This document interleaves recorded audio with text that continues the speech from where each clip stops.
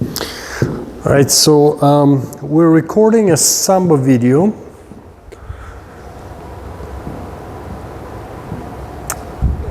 I'm going to demonstrate a Samba sequence, and then from there on I'll mention a couple of the techniques that we can use to enhance it. I will start from here. Perhaps initially a stationary, just counting 1, 2, 3, 4, 5, 6, 7, 8. We're going to go to the right. We're going to have 2 whisks going right and then going left. 1, 2, 2, 2. We'll dance a turn to the right. 3, 2, 4, 2. We're going to dance a promenade, starting with the right foot. 1, 2, 2, 2.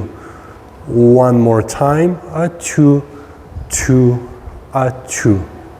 From here, we're going to dance Botafogo. First going with the right foot in front, then going with the left, right, left. And I'll stop right here. I'll explain a couple of things. So the first thing that I'll mention is when practicing it, make sure that you're breaking down each step. So even after you're very much so familiar with the entire grouping, make sure that you're not rushing to execute everything extremely quickly. It's not really a matter of doing that, it's a matter of enhancing every step of yours in between.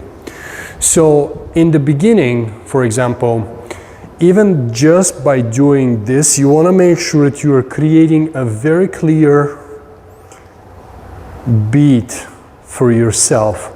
So if you're counting, it will go 1, 2, 3, 4. So make sure that you're not faking them for the sake of just going through the choreography. Now the knees push straight forward, and as you can hopefully see on the camera, the heels actually, they stay together. So they stay together, we stay in a naturally turned out feet, perhaps a fist in between. Now naturally turned out feet applies throughout the entire Samba routine of ours. So head, neck, everything is relatively speaking aligned properly, making sure that you're not looking down, that you're not slouching, or that you're not looking too high and basically pulling yourself to a back-weighted position. Now after the 8, we have 2 whisks. So if I do it this way, so you see me better, I'm gonna go to the right, quick, quick, and then to the left, quick, quick.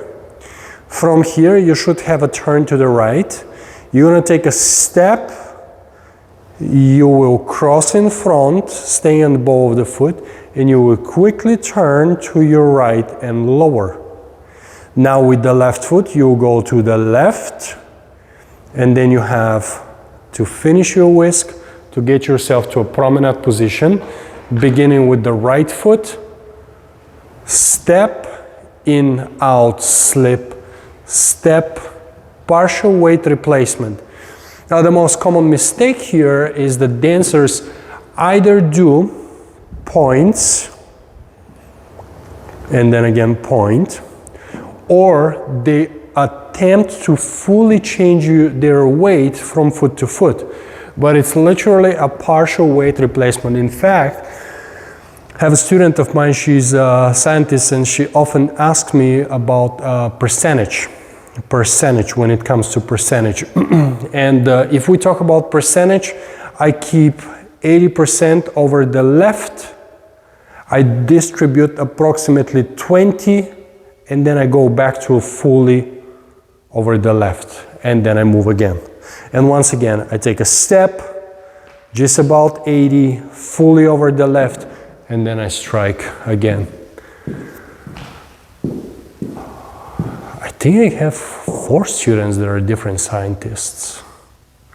Anyway, cool. So the next thing, When you're dancing the Botafogo, avoid the things that I just explained. And obviously that applies for the promenade though, because when you're dancing the promenade, that's a very easy mistake to make. When you're dancing the Botafogos, absolutely the same idea, making sure that the replacement is very gentle. Another major mistake to avoid is sizing of your steps. If the step is too big, it is difficult to create the proper distribution. And of course, from there on, we lose it. Hip flexors. So there's a constant hip elevation, and basically we alter the hip elevation to release the feet. This is something that is perhaps a bit more advanced, and I don't necessarily expect to see it right away. But here's what we do. If we dance just the whisk, for example, when we move to the right, we release the left hip flexor. That actually helps us moving the left foot. If we're moving to the left, obviously the right hip flexor is being elevated to help us release. If we're dancing in a promenade position, that works the very same way. We take a step and there's an elevation here and a squeeze before we move. Frankly, even if you're dancing at flat, you just have to prioritize. It's a matter of where you feel that you are in your journey. The next sequence of the choreography. So basically we just did Botafogo, and then we're gonna go to voltas. We're gonna cross in front, and then we have step cross, step cross, step cross. We're going to twist and cross, and then we're gonna finish our 4. So both sides of your voltas should have 4 and 4, total of 8. When you're thinking of Samba, well, perhaps every dance, but definitely when you're thinking of Samba, do your very best to constantly count. 1, 2, 3, 4. You can always count slows and quicks, which will be just fine. So if you're dancing just the basic, for example, you will dance slow, quick, quick, slow, quick, quick, or 1, 2, 2, 2, 3, 2, 4, 2, and then obviously you can just repeat. Good. So one more time with counts. I'll probably start right from here, and I'll go 1, 2, 3, 4, 5, 6, 7, 8. 1, 2, 2, 2, 3, 2, 4, 2, 1, 2, 2, 2, 3, 2, 4, 2, 1, 2, 2, 2, 3, 2, 4, 2, 1, 2, 3, 4, 5, 6, 7, 8. If you look down, you will lose your balance. So make sure that you stand up and you look straight.